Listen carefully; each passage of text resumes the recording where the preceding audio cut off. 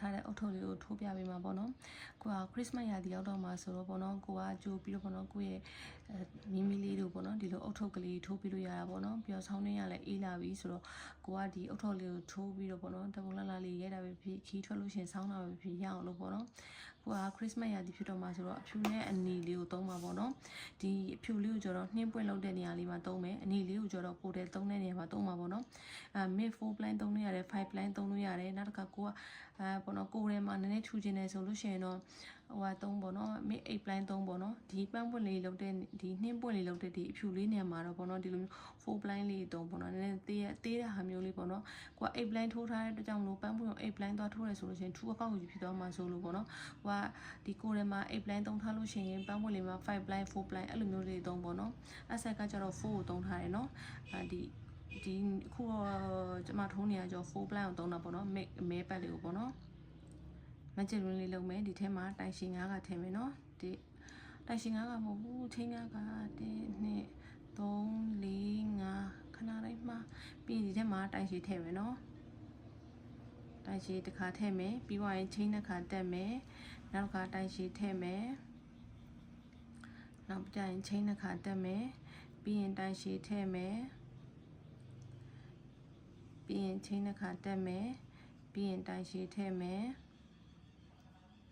ပြီးရင်ချင်းတစ်ခါတက်မယ်နောက်လေးဘာလို့လာထည့်တော့ပြီးရင်တိုင်ရှည်ထည့်မယ်ပြီးရင်ချင်းတစ်ခါထပ်ပြီးတော့ဒီခွင်းလေးကိုဆွဲစီလိုက်မယ်ဒါဆိုရင်ဒီထဲမှာတိုင်ရှည်9ကထည့်ရပါတော့1 2 3 4 5တိုင်ရှည်9ကထည့်ပြီးတော့နော်ဒါကြတော့ချင်း9ကတက်ခဲ့တဲ့နေရာပေါ့နော်ဒါပြီးရင်ဒီခွင်းနဲ့ပေါ့နော်ဒီခွင်းနဲ့ကိုရှက်ကော်လေးနဲ့ချိန်မယ်ရှက်ကော်လေးနဲ့ချိန်တယ်နော်ရှက်ကော်လေးနဲ့ချိန်တယ်ပြီးရင်ချင်း3ကတက်မယ်1 2 3ချင်း3ကတက်ပြီးသွားလို့ရှိရင်ဒီထဲမှာလေဒီထဲမှာတိုင်ရှည်နောက်ထပ်3ကထည့်မယ်ဒီထဲမှာ1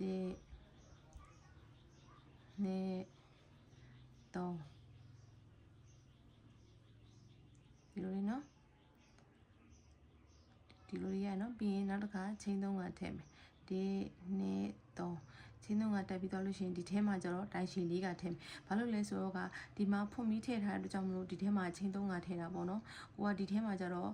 အစအနေပြန်ထည့်မှာဆိုဒီထဲမှာတိုင်ရှည်4ကထည့်မှာပေါ့နော်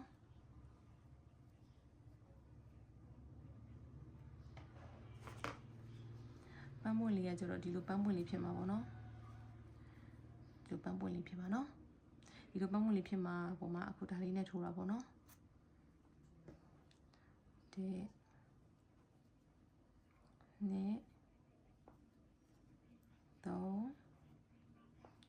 4ပြီးဝိုင်းချင်း3က1 2 3ပြီးရင်ဒီထဲမှာတိုင်ရှည်4ကထည့်မယ်ဒီ green ထဲမှာထည့်ရနော်1 2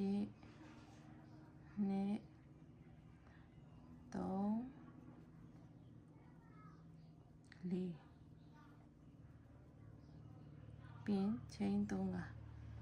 ဒါနဲ့ပတ်လေပြန်ထိုးခဲ့မယ်နော်ပြီးတော့မှဒီနေရာရောက်တော့မှပြန်ပြပေးမယ်နော်ခုဒါဆိုဒီလိုလေးရပါပြီပေါ့နော်ဒီလိုလေးရပါပြီးတော့လို့ရှိရင်ဒီနေရာမှာပေါ့နော်1 2 3ချင်း3ကတက်ခဲ့တဲ့ဒီပေါက်လေးမှာလာပြီးတော့မှရှက်ကော်လေးနဲ့ပြန်ချိန်ပါရှက်ကော်လေးနဲ့ချိန်တာနော်ဒီလိုလေးဒီနေရာမှာကြံသေးတယ်မိသွား1 2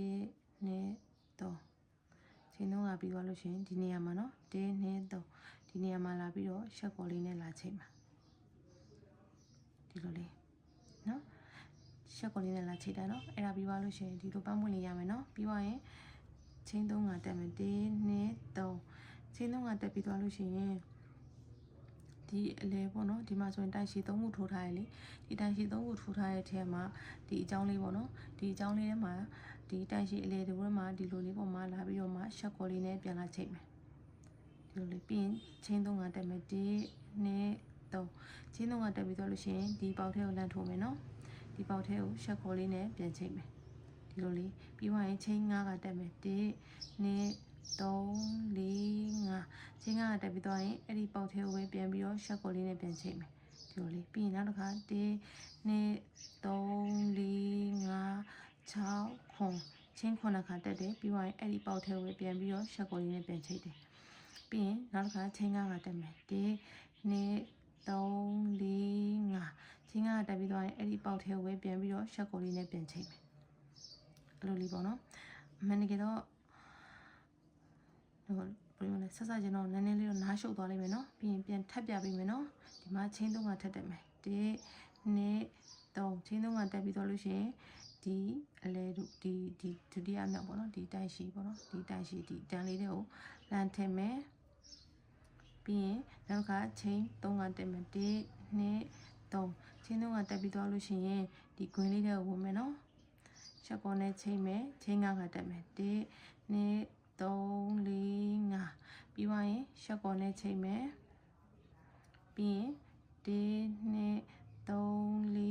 4 5 6 9ပြီးရင်ရှက်ကောနဲ့ချိန်မယ်ပြီးရင်ချင်း9ခါထပ်တက်မယ်1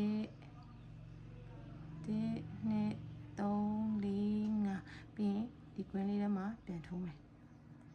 နော်တဘောကတော့